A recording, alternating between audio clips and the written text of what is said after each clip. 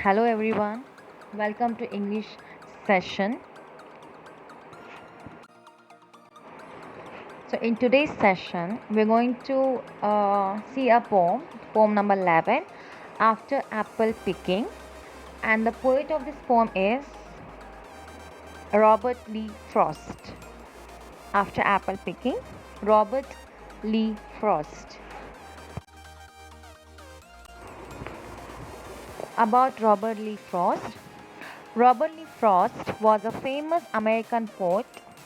He dealt with themes from ruler's life in New England, USA, using the setting to examine complex social and philosophical issues. His important poetical works are A Boy's Will, North of Boston, Mountain Interval, New Hampshire, or Witness Tree. As a popular and oft-quoted poet, Frost was honored with the prestigious Pulitzer Prize 4 times. His poetry is largely traditional in terms of meter and exudes lyrical grace.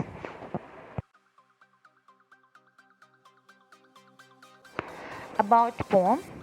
After Apple Picking, published in the collection North of Boston, is a well-known poem on man's encounter with the natural world, probing the dilemma of his existence. Here, the poet gives his reflection on boredom and drudgery in the aftermath of the task of picking apples. The work weary apple picker is unable to enjoy his life amid the pristine beauty of nature, trapped in the ways of modern civilization. Composed in free verse, the poem is remarkable for its mood and intensity. It is also an antithesis of modern civilization, marked by the culture of excessive work for increasing material gain to no end. Let's look into the glossary. So, these are the glossaries which you have to read loudly along with the meanings.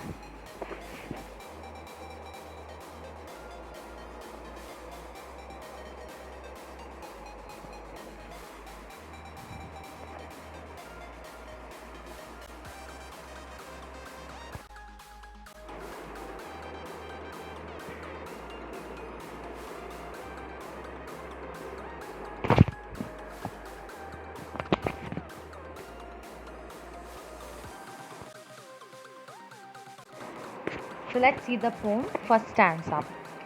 My long two-pointed ladder sticking through a tree towards heaven still. And there's a barrel that I didn't fill beside it, and there may be 2 or 3 apples I didn't pick upon some bough. So here in the first line suggests that apple picker is still picking up apples and is on the ladder, which is old fashioned, right? And that have 2 points at the end and you have to lean against a tree. The first line is quite confusing, that it shows that apple picker is still picking up the apple. However, title says the opposite. Don't worry, it doesn't matter, enjoy the poem. Towards Heaven Still is a great significance as it relates to religious biblical story in which Jacob dreams of the ladder which opens up the heaven and angels climb it. So for here, the poet says in first line that you can see in picture that he's climbing on a ladder which is old fashioned, and here this person who is apple picker, right, he is bored, okay, and he thinks that the 2 sticks which open in a heaven, right? So here it's a totally related to the biblical, where Jacob had a dream, a ladder which reached to the heaven and the heaven doors open. And the next line, and there is a barrel that I didn't fill beside it, and there may be 2 or 3 apples I didn't pick upon some bough, but I am done with apple picking now. So here, these are the lines, which is the easiest line of the poem, and the poet is saying here that there is a barrel. A barrel is nothing but a basket, okay, which has to be filled and complete his job. So he has to fill that basket, and then only he can be done with his job, but yet he is tired and exhausted by his job. So by filling the basket, he got bored.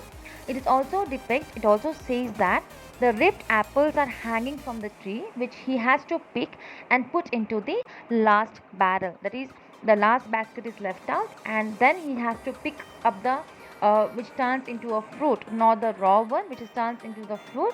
He has to pick and he has to put in the last barrel. The phrase "I am done," the phrase "I am done" here with the apple picking shows he's tired and also sick of picking apples anymore. So he says, "I'm done with apple picking now." That means it shows that he is got bored. Because he's continuously keep on doing this work. He's just picking up the apple and is putting in the basket. For this work, he felt bored. So he said, "I'm done with this apple picking now." In the next stanza, the first two lines: essence of winter, sleep is on the night, the scent of apples I'm drowsing off. So these two lines means these beautiful lines reflecting the ideas that where the poem is set. It shows that where the poem actually has been written by the poet. It is a night time. Okay, so where they have written, it was a night time. You can see sleep is on the night, right? So it was a night time. And how was the weather? Weather was very cold, and moreover, the apple picker is really tired and sick of picking up apples. Okay, it was a night time. It was a winter season, and this man was got bored. He is sleepy and considering his approaching sleep to a scent of apple. That is, he's sleeping. Okay, he's sleepy. And sleep also, what he's dreaming. He's dreaming or getting a smell of this apple. Okay, we can conclude. We can see by these two lines that his job has gone on his nerves, and he has started to smell the apple scent, even it has no such existence like sleep and all. That means he concluded that we can see the poet is telling that even this apple picker, what he has done, his job has become, he has taken his job so much that even the during night time also he can smell the apple. He can smell the apple. So these two lines suggest two ideas. Okay, the one is he's actually sleeping on the ladder in an orchard. Okay, and second one is he's dreaming all of this. So he's sleeping on the ladder and is dreaming about the these lines. The next line: I can't rub the straightness from my sight. I got from looking through a pane of glass. I skimmed this morning from the drinking brook and held against the world of hoary grass. It melted and I let it fall and break. These are the most significant. These lines are too much confusing of the poem. It is too confusing of the poem. It suggests the most odd phenomena. Okay, we can understand actually what the poet is trying to tell. Okay, but now overall these lines when we see, the poet tells that apple picker apple picker get up from the sleep and went outside to get drinking water from the trough. Okay, and the weather was freezing. The weather was so cold. Due to intense weather, the upper level of water in the trough has converted into the sheet of ice. Okay, and he picks up that sheet and tries to see the grass against the sheet. He sees the hoary grass, and everything in his vision is vivid. It's unclear. Imagine the overall scene of its beauty and how poet is taking you to the environment and setting of the poem. So here in this, it's a confusing line, as I told you already. So in that dream only, what did he do? He get up and as he wanted to drink water, he come outside to drink water. And what did he found? The layer of the water has first layer of the water, or the top of the water has turned uh, into the ice, into the sheet of ice. Okay, and the poet says that he picked up that sheet and he looked into the sheet, the grasses. Okay, but the grasses, how it's looking, the grass is looking full of fog. It is not a clear picture. Okay, and that is how the poet is trying to tell you, imagine the environment of winter season. The next line: but I was well upon my way to sleep before it fell.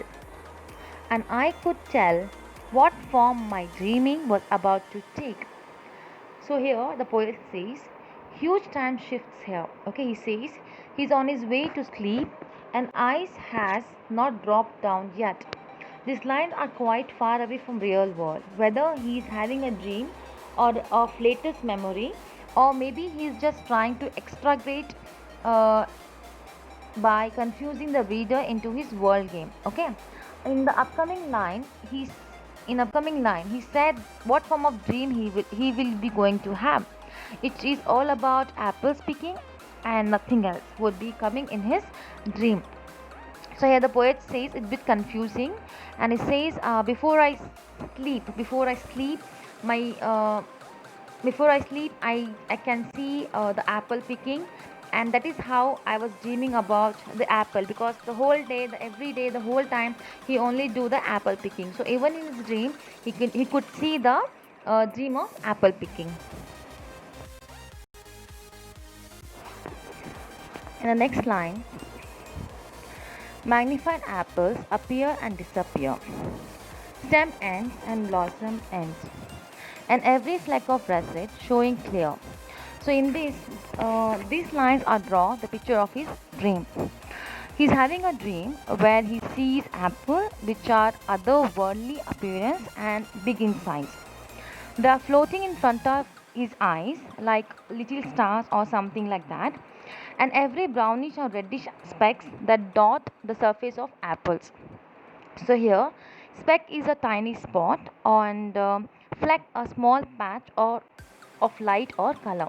So here, what he can see in a dream, he can see that the different kinds of apples are just appearing in his nearby his eyes, or disappearing sometimes. So he can, in a dream also, he can just see that everywhere the different kinds of apples. My instep art not only keeps the ache, it keeps the pressure of a ladder round. I feel the ladder sway as a bow bend. So in this line,